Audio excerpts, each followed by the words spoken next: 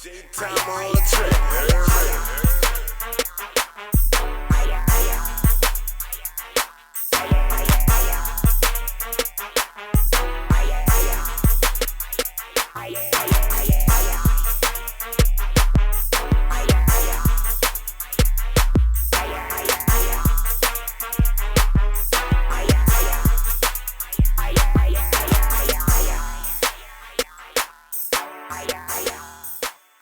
Turk, his verses and shit like that in the streets in every city is what? Turk was hard, bro. I never denied him, like, man, you know what I'm saying? Never. I never denied Turk.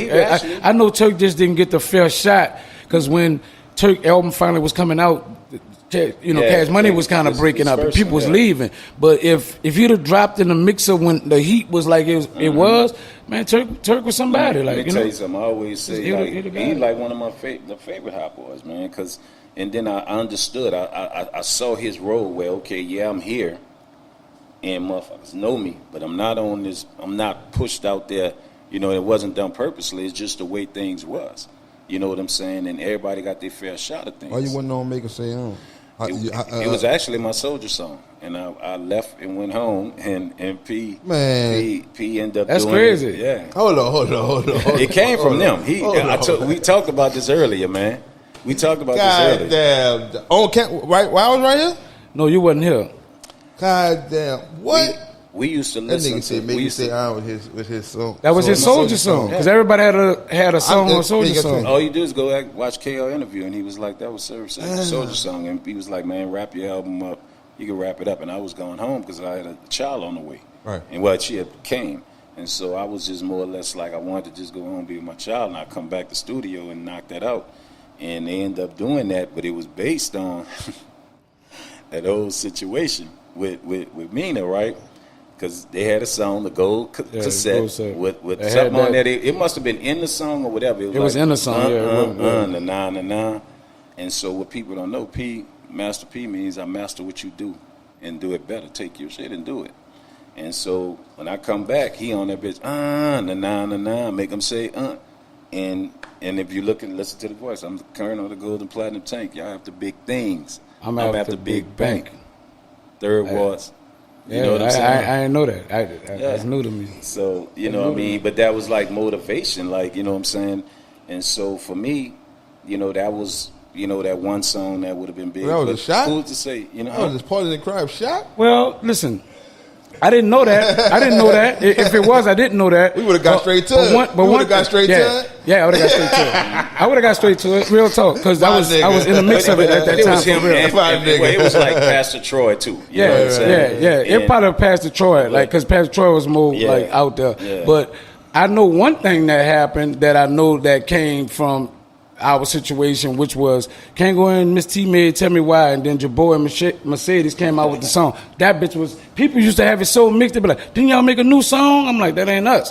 That was your boy Mercedes. But people thought it came, because we had Tell Me Why already. So purposely, you saying? That's how I took it. I'm just being honest about how I felt. But you know what? I never knew that, because we was doing the albums out in Cali, and at that time I was over. You didn't hear that song yet? No, I didn't hear it. And so, you know, I didn't even put two, because like I said, being a big fan of them, I knew all their stuff.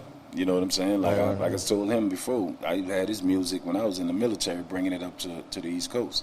Right. You know what I'm saying? So yeah, but that's how we felt. Now we could be wrong, but it was so similar, and it was, you ain't gonna tell me that, you know, it was like the same concept, and I was like, damn, you know, all right, and it was big song, it was hot, it was rolled. I even liked it, so it wasn't like no hate on it or nothing. It was like that bitch jamming. But I felt like that concept had came from the Tell Me Why, and that's one thing. I didn't know all the other stuff. I wouldn't have put all that together, but that particular song, I was automatically saying, hey, you know you about to start something, because Miss T gonna see this, and you know she gonna go off. I think me and Miss T had these conversations though. No, I think me and Miss T had these conversations where they was like, yeah, they made a, you know, they didn't take the verse, but they just, it's the concept. They did the same thing, boy, girl singing, like concept, cadence, that type of vibe. But one thing a lot of people in New Orleans got to understand, when we was doing our thing, y'all was so talented, dog, so much talent down here, and I think a lot of talent was stubborn. You know what I'm saying? Because he came to get a lot of people. He wanted a lot of people, and Come a on. lot of them just was he was giving them opportunities. Yeah, it was like, man, I don't know y'all for that, and I ain't feeling this and feeling that, and you know, and you sit back and you look at like we wanted all of New Orleans. P should have bought my contract out, bro. I'm big boy. You should have bought it, bro. Y'all in UNLV? You should have bought it.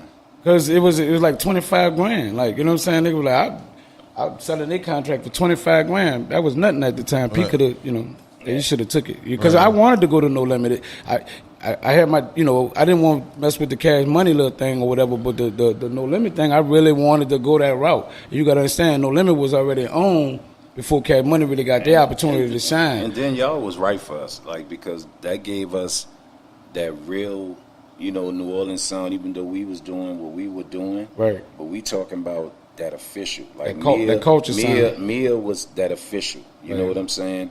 A lyricist. And now you bring you guys, that would have been like, watch what we about to give y'all now.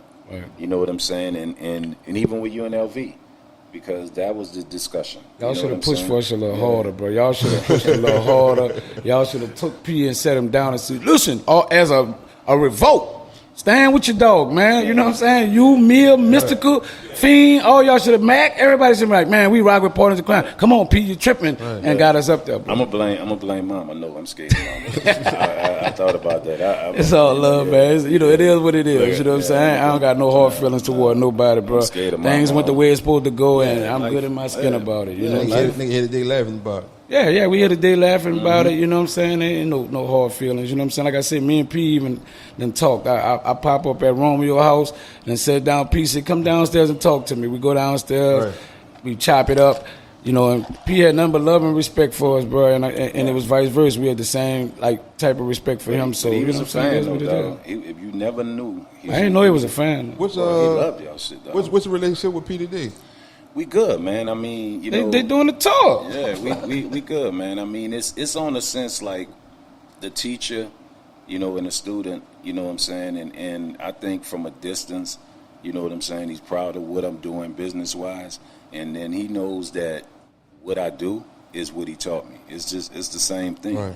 You know, my approach to business and anything that I'm doing, you know what I'm saying? It's the same thing. And he's the type, man, he's one of those business dudes where it's like, I fuck with you, we cool. In other words, put it like this. If I was in the middle of the street, he'll pull a car over and get out in the middle of the street with me, and I will do the same. But he's also one of them like, son, you grown now. You do your thing, I'm doing my thing. You know what I'm saying? And like when I saw him on tour, you know, he'd give me some advice and, you know, whatever, we'll holler, whatever. It wasn't like most labels, you know what I'm saying? And I was the type that, you know, I'm going in his dressing room when I get there. What's happening? You know, and speaking, whatever, we laugh and talk, he asked about the fam. We talk for a minute and then go about our business, and, you know, and it was fine. You know what I mean? He's like that because, to me, you know, us leaving, a lot of us walking away, that bothered him. You know what I'm saying? Because he was always able to fix things.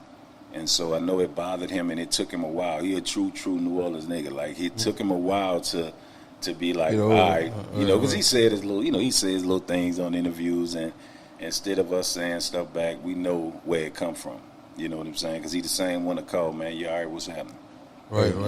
He was a real one. I didn't know for as you walking away, because I must have missed something. I thought you was saying, big bro, I wanted to go pursue the basketball. That's why.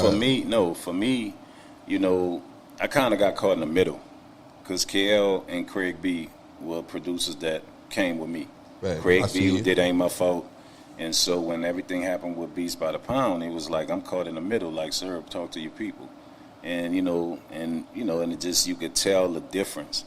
You know what I'm saying? And then for me, I was, I wasn't getting to see my kids. I never saw none of them to take their first steps.